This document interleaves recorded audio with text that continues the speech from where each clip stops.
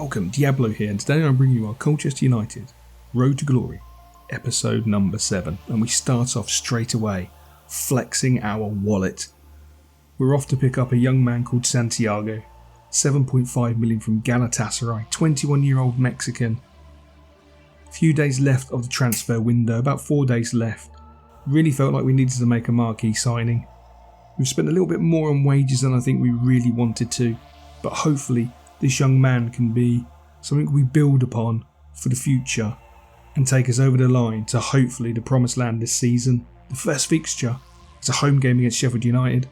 The away game, which was the first fixture of the season, was a convincing victory. Hopefully we could back that up and King George starts the game off in fantastic form with a huge save, and then no desperation from the Sheffield United player. No need to make that challenge, a really silly challenge. He clearly didn't keep his Kubali about him, and he takes the red card, and it all went downhill. Bogle, who caused us problems all game long, and Sheffield United played as if they had 15 men. We were just absolutely awful, sloppy, useless, poor. Boba Fett on the ball, simple pass. Absolute nightmare. Fleck into the box, right foot shot, straight at George. Thankfully, King George was the only one paying attention. He's had a great season, just hasn't kept enough clean sheets. But we were just gifting Sheffield United opportunity after opportunity as D'Angelo with an awful header out. O'Connell, Fleck, pinging the ball around, and a simple finish to make it 1-0 after 76 minutes. And that's the way the game would unfortunately finish. We didn't get to complete the double over Sheffield United, and playing like that, we shouldn't even be in this league. It was absolutely poor, but hopefully we could redeem ourselves with a game against Ipswich to see out January. Of course we could. Mitchell with a sublime left foot finish. The ball by Barrett was absolutely fantastic, and it would be Barrett again with another delightful ball into Mitchell. The partnership these two have is phenomenal. What a beautiful left-footed chip by Mitchell. He really is ridiculous. The last time I saw a player this good was the big man himself, Filippo Bonaparti, as Guinness Walker knocks it into Mitchell, and Mitchell fires a cross shot with his left foot. The perfect left foot hat-trick for a right-footed player. But would we be done there? No. Barrett will want to get in on this. He picks the ball up deep, knocks it into Bobber. Bobber into Barrett. Barrett with the left foot. And the Ipswich Town goalkeeper has got to face some serious questions, because that was an atrocious goal to concede, but a great shot at the same time.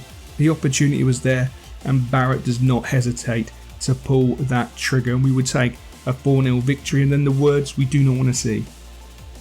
Gabs is considering retirement as we face Millwall away from home. Santiago into Gabs. He breaks into the box, goes for the shot, but Evans nicks in front of him, and a delightful own goal was scored. I honestly thought Gabs was going to ping that. I went to ping it, but Evans with a delightful first touch just nicks it away from him, and the goalkeeper. What a nightmare. What an absolute nightmare. It's not even its blistering pace. He just lifts his foot up a fraction too high, takes his eye off the ball, and concedes a very sloppy goal. But considering talking about conceding sloppy goals, get your words out, we concede an equally sloppy goal, which is just not acceptable at all. Millwall was starting to come into the ascendancy, but thankfully we have King George, and King George is an absolute boss as he pulls off a huge save at a very important time, because Millwall were dominating us. But you never have to fear when you've got Gabs, the class and ilk of player of Gabs on the pitch. Beautiful cross to the back post, and Santiago would score his first goal of the season. A right foot volley to the near post, absolutely sublime, and then the FIFA 13 mods kick in and Gabs scores an absolute banger. What a striker, what a player. Absolutely love and adore this man. He's a true talisman and has been in so important to us in the career so far. Maybe not this season, which is a little bit disappointing. He's picked up too many niggly little injuries. I don't want to put it down to his age, but it's most likely down to the fact that he is now a pensioner. But it is a shame, a true shame. But we then will play Preston, who have a simple opportunity. Again, this sloppy defending has really got to be cut out. It's cost us too many games this season. Last season we couldn't hold on to a lead, we couldn't keep a lead, and we conceded sloppy goals. This season we can score goals abundance. Again, Mitchell, who is just having the season of his life at such a young age. Him and Barrett are just phenomenal. But we're conceding sloppy goals from poor defending, which is really shocking. I know our back line is considerably young, and we believe in youth, which is fantastic. But we've got to just improve a little bit. We need that little bit more mental ability as Mitchell just pings an absolutely delightful shot over the keeper into the top bins. That's a ridiculous goal. But such is his ability. He has it in his locker to do it with either foot. He has such great pace, such strength, just purely such great ability as again. What is Frankie Kent doing there?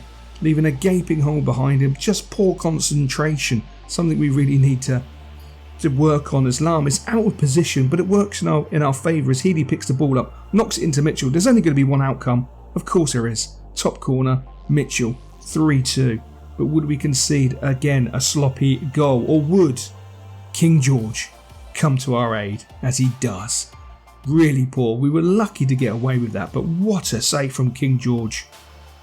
It's a shame his performances haven't been better supported by clean sheets, but that is football. That is football all day, every day. As we face Luton in the penultimate game of the season, or there might have been one more game before this one, but the outcome of this game would decide if we stayed in the division, if we missed out on promotion or the playoffs, or we were in the playoffs, or we went up in automatic promotion, or we won the title and we're trailing 2-0. So let's rule out winning the title as we're getting absolutely battered, and this sums up our entire game. King George, sloppy for the second or third time maybe this season. Punished. It was 3-0. Punished. It's 4-0. It can only get worse. Poor defensive header. No one's getting out to the ball quick enough. The shot comes in, hits the post, and Lahm, who had an awful game, a stinker, was unfortunate enough to knock the ball over the line. We woke up for one spell and we scored a goal. If only we woke up for the entire game, we wouldn't have got battered. But yes, it can only get worse as we concede a 6 in the 84th minute. What a disappointing end to the season. What an absolutely frustrating end to the season. But the question is about to be answered. We managed to get into the playoffs. I'm so happy we didn't draw so many games, but I'm really disappointed with the amount of losses we had. We scored 88 goals but conceded 62, which is just awful. But we will be playing Middlesbrough in the playoffs, which, if you saw the games that we played home and away, then you'll know that this is going to be one hell of a fixture. And looking at our goals, Mitchell 24, Barrett 21, 21 and 42, 24 and 46.